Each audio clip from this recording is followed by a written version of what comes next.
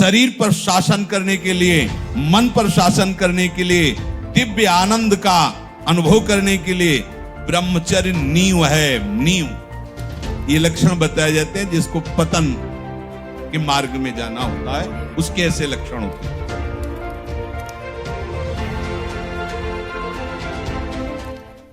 जिसको कश्यप जी से उनके गुरुदेव कह रहे कि जिसको इस मनुष्य जन्म में पूर्व पुण्य कर्म या संत महात्माओं की कृपाओं से मुक्त होना होता है, उसके ऐसे लक्षण प्रकट हो जाते हैं। वो शरीर के जितने भोग हैं उन भोगों में उसका विचार प्रकट होने लगता है। कब तक कितना खाते रहेंगे, ये कितना देखते रहेंगे, कितना भोगते रहेंगे, ये प्रारंभिक विचार प्रकट होने लगता है। मन कहता है ये संयोग कब तक रहेगा, कितना कितना विचार, अंदर विचार प्रकट होता है। उस विचार से उसके हृदय में इस शरीर और इन भोगों की जलन से मुक्त होने की इच्छा जागृत होती है।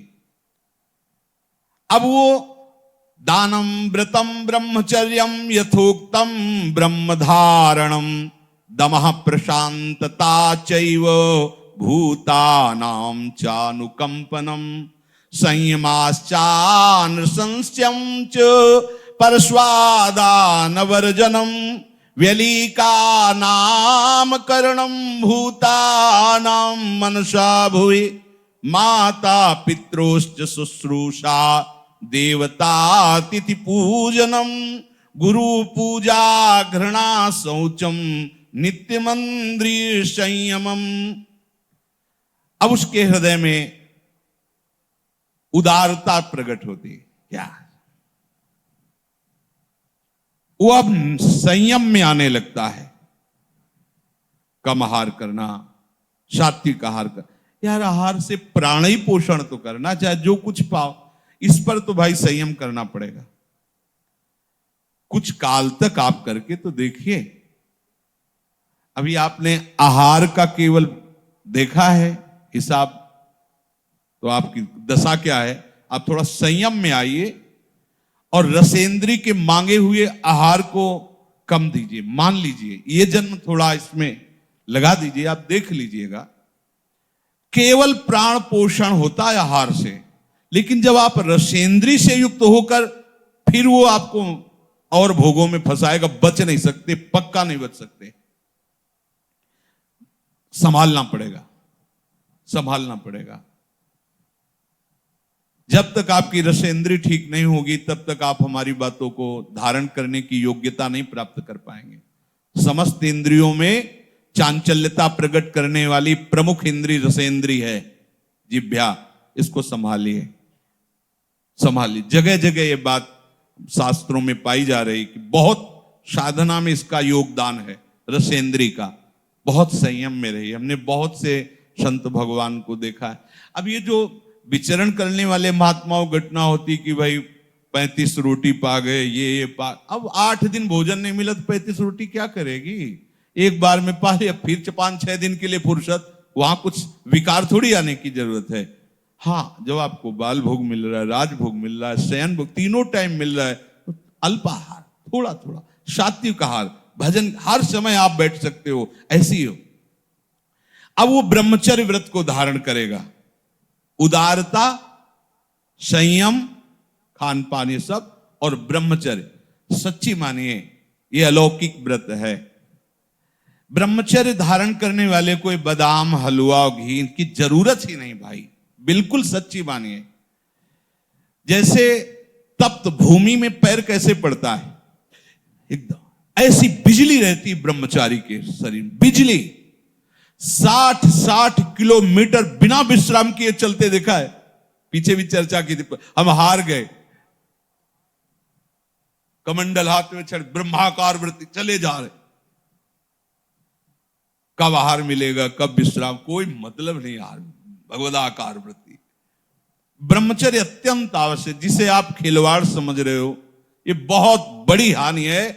जिन लोगों को ऐसा लगता है कि ब्रह्मचर्य छीण करके हम घी दूध पी करके या मकर और कौन सी भस्म और स्वर्ण भस्म मकर ध्वज और क्या क्या, भाई ये सब उसकी पूर्ति नहीं कर सकते। ध्यान रखना, जो ब्रह्मचर्य आपका छीण हुआ, जो नस नाड़ियों का अभ्यास आपका गलत बन गया, उसको कोई भी भस्म, कोई भी औषधि, कोई भी घी दूध बादाम पिस्ता पूर्ण नहीं कर सकता। ध्यान रखना, जिन लोगों को ऐसा लगता है वो भ्रम में है, वो भ्रम में है, वो भगवत आराधन की योग्यता खो देंगे। ब्रह्मचर्य अत्यंत आवश्यक है। नींद पर काबू पाने के लिए, शरीर पर शासन करने के लिए, मन पर शासन करने के लिए, दिव्य आनंद का अनुभव करने के लिए ब्रह्मचर्य नींव है, नींव। भले आप गृहस्थ में हैं तो शास्त्र आज्ञा करता है संतान उत्पत्ति आदि के लिए, बस बहुत जन्म हो गए खिलवाड़ करते हुए, थोड़ा तो संयम में इस जन्म में आ जाओ, चाहे गृहस्थ हो चाहे विरक्त हो। ऐसी प्रवृत्ति जो हम अनेक जन्मों से करते आए हैं, वही इस महामहिम मनुष्य शरीर को प्राप्त करके हम पुनः गलती दोहरा रहे हैं। अब हमको वो करना है जो आज तक किया नहीं। आज तक भोग करते रहे तो अब ब्रह्मचर्य से रहेंगे, आज तक विषय चिंतन करते रहे तो भगवत सेवा चिंतन करेंगे, आज तक संसार के रूप का चिंतन करते अब स्वामी के रूप का चिंतन करेंगे, आज तक संसार का नाम गुणगान करते रहे, प्रपंच का, अब मैं प्रपंचातीत प्रभु के नाम का, उनके गुणों का गायन करूंगा। जब जिसको भगवत प्राप्ति होनी होती है मनुष्य शरीर में, तो ये संयोग प्राप्त होना शुरू हो जाता है। वो शास्त्रों का स्वाध्याय करने लगता है। इंद्रियों की चांचल्यता उसे अच्छी नहीं लगती, देखना सुनना बोलना, वो गंभीरता आने लगती है। कोई भी उससे बात करे मुस्कुराकर, ऐसा दयाचित, सब पर करुणा करने वाला उसका स्वभाव बनने लगेगा। चित्त विषय चिंतन के लिए लालायित नहीं होगा, लालची नहीं होगा, चित्त उदासीन हो, कुछ अच्छा ही नहीं लगता। स्वभाव में कोमलता, दूसरों से कुछ लेने की इच्छा का त्याग, किसी को भी मन से भी दुख ना पहुंचाने की सोचना, मन से भी किसी को दुख ना पहुंचाने की नहीं, किसी को मन से भी दुख हम ना सोचे कि भगवान देखो हमको गाली दिया, अपमानित किया, इसको ऐसा नहीं, ऐसा भी नहीं। सद्गुरुदेव भगवान की पूजा, पवित्रता का स्वभाव और अपने इन कर्मों का कभी प्रचार ना करना, यह है जिसकी उन्नति होनी, भगवत प्राप्ति होनी होती है। तो ये लक्षण उसके हृदय में जागते हैं। अपने शिष्य कश्यप जी को वो बोल रहे हैं। और जिसका पतन होना होता है, नाश होना होता है, उसे विपरीत बुद्धि प्राप्त हो जाती है।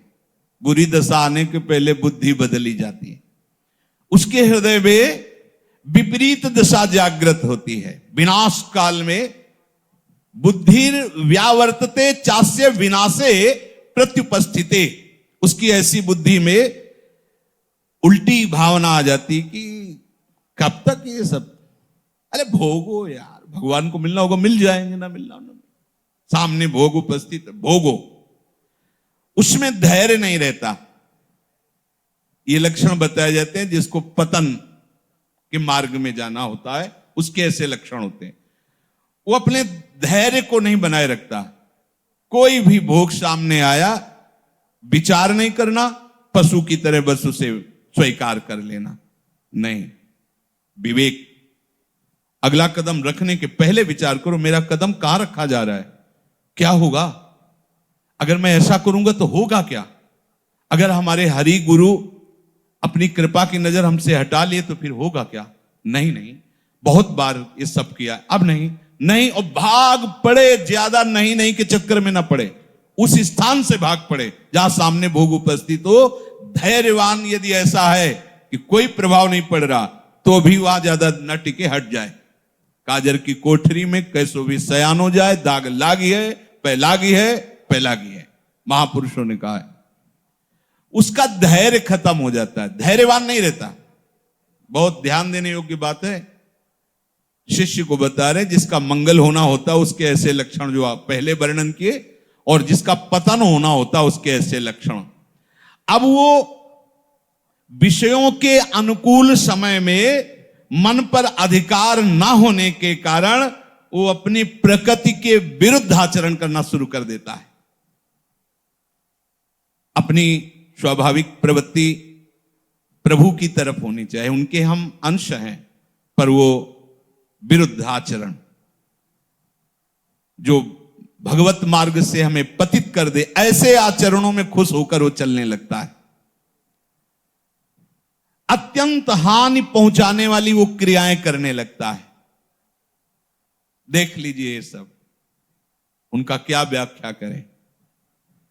अत्यंत हानि पहुंचाने वाली पता नहीं है और अपने जीवन को स्वयं नष्ट कर रहे। जब उनको शिक्षा दो तो उनको बुरा लगता है कि हमें ऐसे महासुख से वंचित क्यों कर रहे हैं। अरे पागल, ये कोई सुख है जो तुम्हें छीण कर रहा है, नष्ट कर रहा है। आओ सुख सिंधु प्रभु के नाम रूप में देखो कैसा अपार सुख है। वो उन सब वस्तुओं का सेवन करता है जिससे उसकी बुद्धि भ्रष्ट हो जाए।